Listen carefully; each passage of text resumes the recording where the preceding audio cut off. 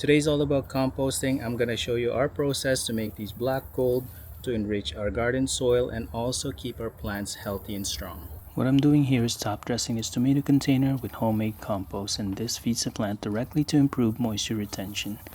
Look at the loaded tomato plant this produces. Top dressing is one of the gentlest way to feed your plants throughout the growing season. This harvest tray shows what regular composting feed can achieve.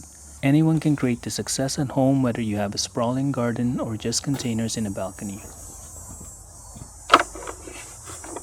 This lush garden with blooming flowers and thriving vegetables demonstrates composting in action. Every plant here benefits from our homemade compost, creating a sustainable cycle where kitchen scraps and garden waste become nutrient-rich soil amendment. Even these brown leaves I'm removing aren't waste. They're valuable materials heading straight to the compost bin. Your garden literally provides the ingredients for its own nourishment.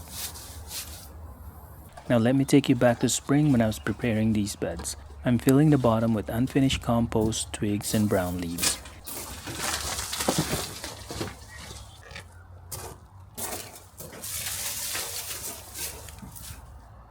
These materials are absolute gold for budget gardeners. All these materials are completely free, whether it's your own compost or yard cleanup materials. You're looking at hundreds of dollars worth of soil amendment that costs nothing but time.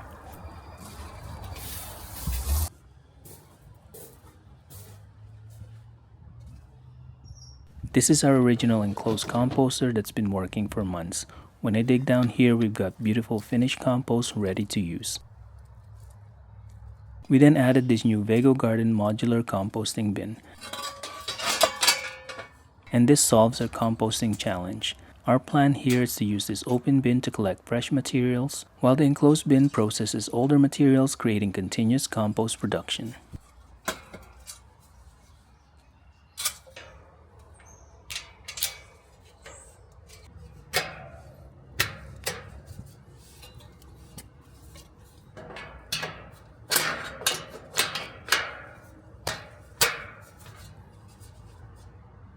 To start our new bin, I'm gathering brown materials for carbon and green leaves for nitrogen. Inside our garage, we have dried kitchen scraps from our electric composting machine. We've been collecting this since winter when outdoor composting is very challenging.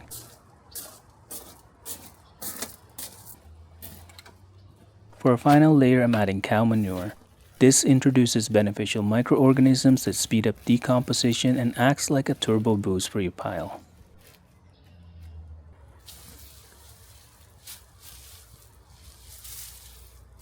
I'm starting with brown leaves at the bottom for drainage and air circulation.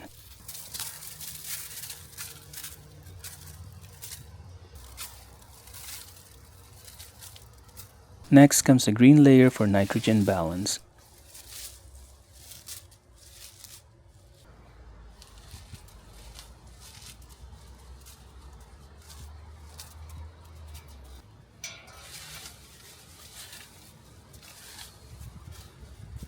Now I'm adding those dried kitchen scrap, and this layer is optional. And here's an important note. Avoid meat, dairy, or oily foods as they attract pests.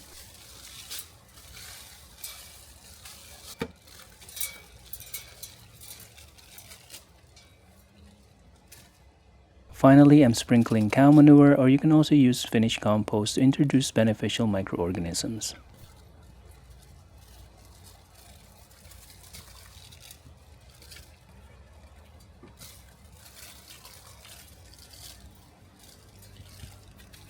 I'm repeating this process and ending with brown leaves on top to reduce odor. Another thing to keep in mind is location. We position ours in partial shade under our cherry tree. At the same time, the tree benefits from nutrient-rich liquid that drains from the pile.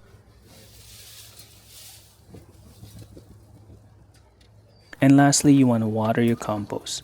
It should feel like wrung-out sponge, moist but not soggy. This initial watering activates microorganisms and starts decomposition.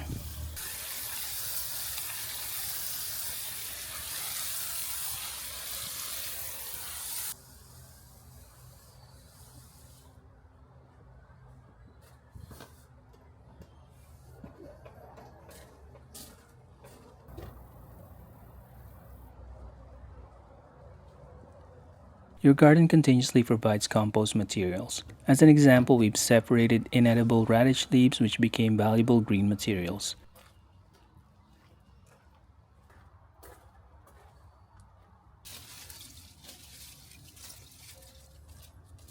These spent pea plants are excellent since legumes fix nitrogen. They make up for both brown and green materials.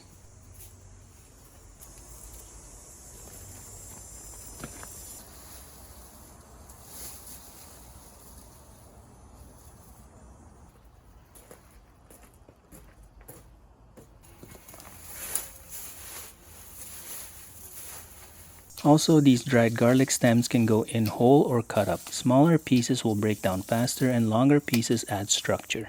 So you can choose to cut up your materials or leave it alone, either way it's fine.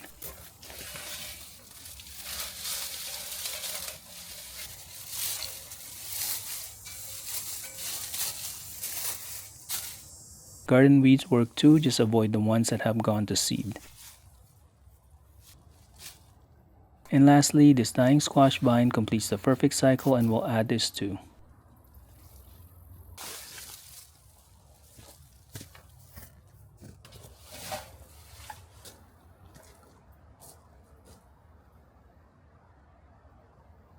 Not everything should go in your compost. For example, these zucchinis have powdery mildew. Disease materials can spread problems, and I'm putting these in our brown bag for pickup. If you don't have an organic pickup, you can safely burn the leaves or dispose in regular garbage.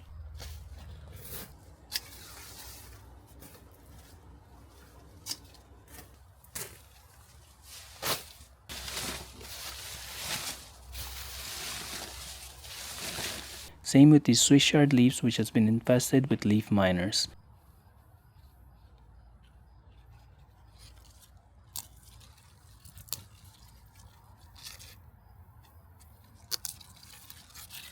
And any leaves that are covered with aphids as well can go in the brown bag.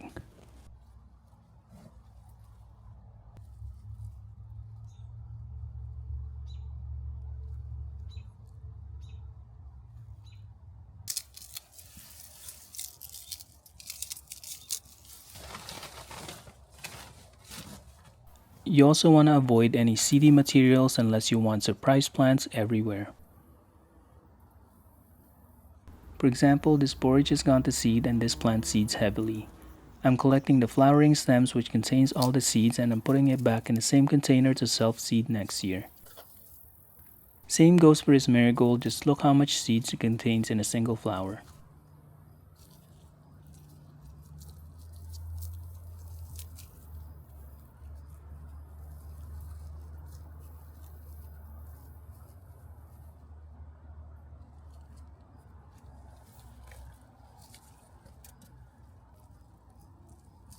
A single feverfew flowers contains tons of seeds, so if you add this into your compost, you can end up spreading these throughout your garden.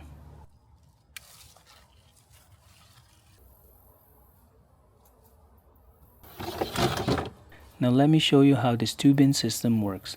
I'm collecting the finished compost from the bottom of our open bin through the easy access panel. I then transfer the composted materials to the enclosed bin, keeping the cycle going.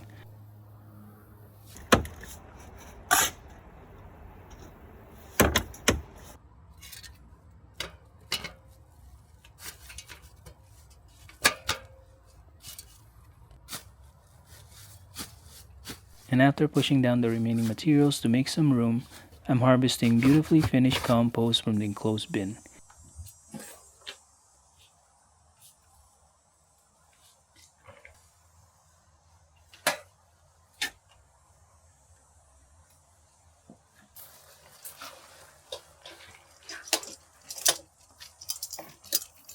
And we use the finished compost to top dress our garden beds and containers.